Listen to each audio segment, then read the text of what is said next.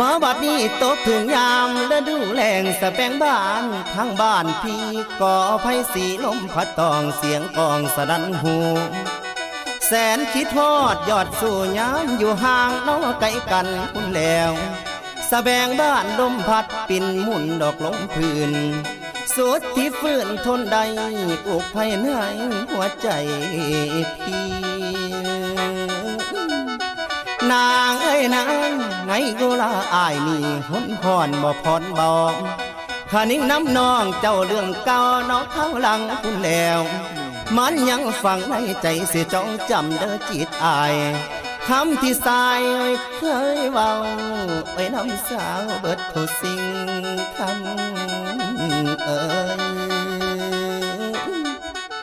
คำให้คำความที่ยิ่งบอกนั้นยังจำมันแม่นบ่มา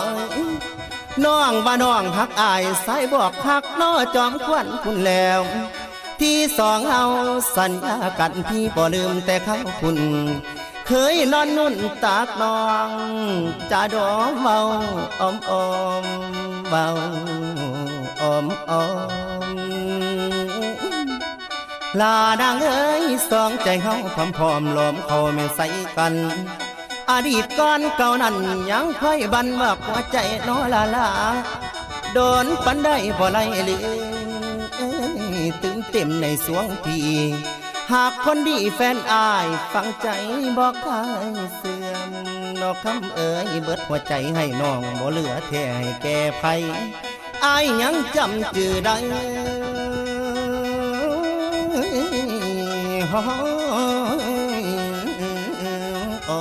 โอ้ยโอ้โอ้โอ้โอ้โอ้โอ้โอ้โอ้โอ้โอ้